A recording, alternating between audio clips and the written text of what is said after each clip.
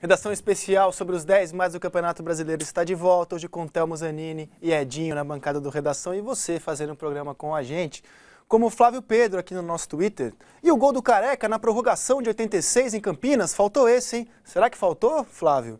Aguarde até o fim do programa e você verá. O mesmo recado eu dou aqui para o Douglas Fraga, que diz que não lembrar do Túlio Maravilha na lista aqui é um absurdo. É hora de falar dos jogadores que jogaram demais no Campeonato Brasileiro. Não são os 10 maiores craques da história do Campeonato Brasileiro.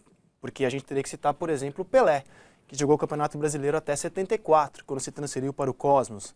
Mas a gente vai falar aqui, ou do Rivelino, mas a gente vai falar aqui de jogadores que fizeram a história no campeonato, que foram essenciais, que foram marcantes em uma ou mais edição de Campeonato Brasileiro. Mais um momento 10 mais aqui do Redação Sport TV, os craques que fizeram história no Campeonato Brasileiro. A gente começa falando de Ademir da Guia. Ser o craque de uma academia com Luiz Pereira, Leivinha, Dudu, Edu e companhia não é para qualquer um. Ademir da Guia não ganhou o apelido de divino por acaso. Foi o mestre dos campeonatos de 72 e 73 vencidos pelo Palmeiras. Foi duro tirar o Luiz Pereira dessa lista, mas a gente ficou com o Ademir. Reinaldo, em 77. O homem marcou nada menos que 28 gols em 18 partidas, ou 1,55 por jogo. Não jogou a final, estava suspenso, nem foi campeão. Mas ninguém duvida, aquele campeonato foi do Rei Atleticano. Um monstro Reinaldo naquele ano. Falcão, Paulo Roberto Falcão foi craque em quase tudo que disputou, mas foi sobrenatural em pelo menos um deles, 79, ano do tricolorado, quando também foi, de forma unânime, o grande nome daquele campeonato. Careca. Poucos foram tão decisivos quanto Careca nas conquistas de 78 do Guarani e 86 do São Paulo. Como se não bastasse a bola que ele jogava, ainda marcou os gols decisivos nas duas finais. Este é o gol que levou a decisão contra o Guarani para os pênaltis. Zico, 1980. Difícil escolher apenas um campeonato em que Zico tenha desequilibrado. A gente fica com 1980, o primeiro do Flamengo, quando Zico brigava com Maradona e Platini pelo posto de mais genial camisa 10 do planeta. É exagero dizer que Zico, em 1980, brigava pelo posto de mais genial camisa 10 do planeta, Thelmo Zanini? O Edinho, que jogou com o Zico na Udinese, logo depois, e que, por acaso, na Itália, o Platini e o Maradona também disputavam o campeonato, pode falar melhor do que eu sobre isso. O Zico era fenomenal. O Zico era... Se tivesse ido para um time de maior expressão, né, que eu fui até o responsável, praticamente o responsável de ter levado o Zico lá para a Udinese, naquele momento era uma equipe que tinha dinheiro e poderia bancar o Zico. Mas o Zico, jogar contra ele... Se fosse para a Juve ia ser brincadeira. Se fosse, ele tinha até diziam até que ele iria para a Juventus, justamente. Juventus ou o Milan, alguma coisa assim, para a Juventus. Só que ele resolveu sair antes, né? Ele se machucou no segundo ano na Udinese. Agora, no primeiro ano, onde ele ia, no primeiro jogo logo ele fez acho que 2 gols, ganhamos de 4-1 do Gênova, ou 5-1, fora de casa, coisa impressionante, que não se ganhava fora de time pequeno, não se ganhava fora de casa. E fizemos 5-1 já, e depois ganhamos em casa. Ele foi artilheiro na Udinese, jogando campeonato italiano. Não, ele não foi artilheiro do campeonato, mas né? Quase, acho que ele ficou um gol a menos. Ele ficou acho que umas 4, 5 partidas fora, né? Se ele tivesse jogado essas 5 partidas, certamente teria feito o gol e iria ultrapassar o Platini. E foi até isso, ele sempre falou. O Zico foi... Então jogar contra ele, você tinha que tentar antever, ou então não ia. Tinha que estar pensando, se você não pensasse... A comparação é justa. Não, o Zico foi um dos maiores. A revista Placar, que premia os melhores do campeonato desde 1970, antes mesmo do formato tradicional do Campeonato Brasileiro, já em 74, quando o Zico era um garoto, entregou para ele o que ela entendia ser naquela época o prêmio de melhor jogador do Campeonato Bola de Ouro. Então, em 74, o Zico já brigava ali entre os grandes.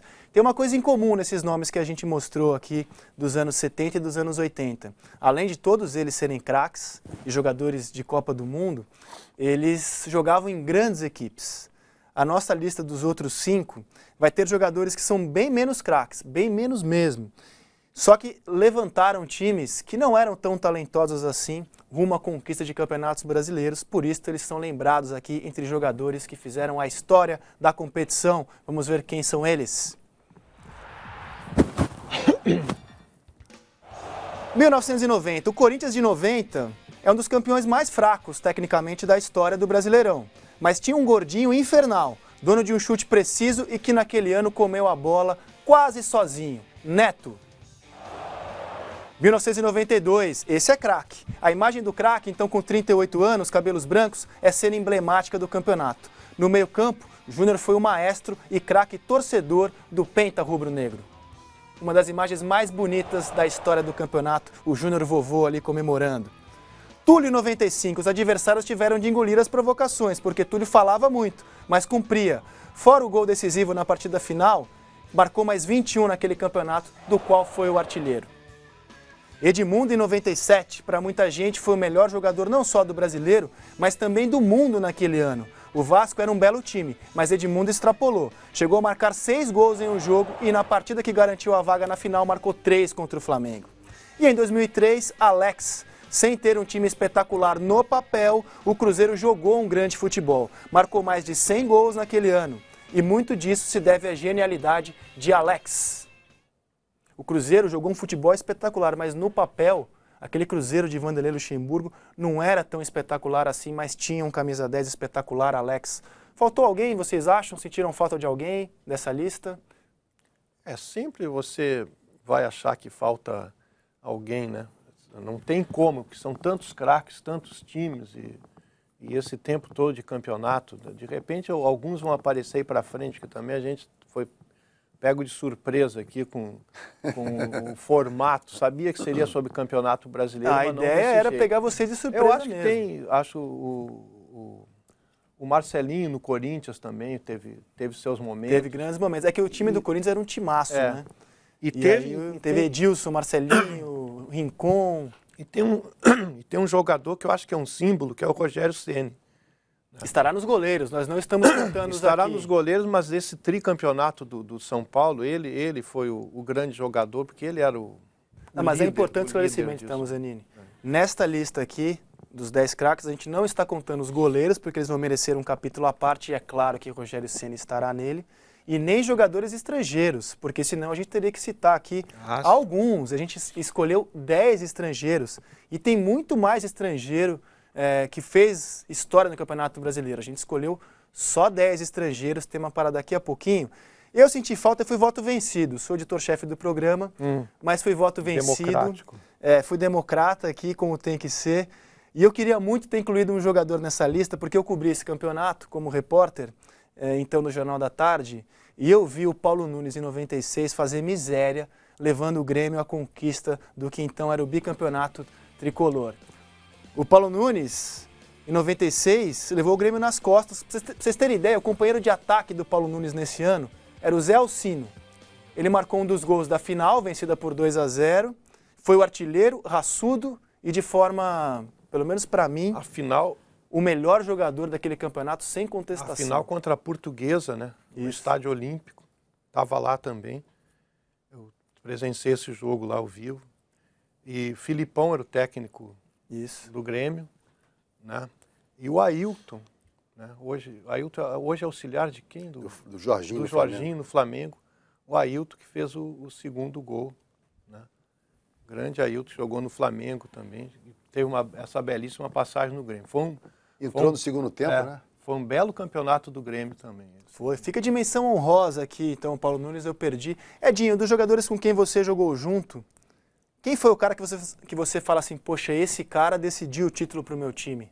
Decidiu o título? O título foi só um, mas foi só um. Esse cara carregou o time nas costas. Não, o Zico era um deles, né? Ele já foi citado. E o outro era Rivelino, Paulo César. Não conseguiu, esses dois jogadores não conseguiram dar título para o Fluminense na época, mas eram jogadores fenomenais. O Pelé também não conseguiu dar título para o Santos. Exato. O Pelé jogou brasileiro. 71, 72, 73 e parou em 74. 74 ele foi para o Cosmos. Ele parou no Campeonato Paulista, né? Em 74 ele não jogou. Ele foi para o Cosmos. Mas jogou 3 anos. E não conseguiu. Não tá. Se você, qualquer relação que você fizer do Campeonato Brasileiro, o rei não aparece. O rei não aparece. Perfeito.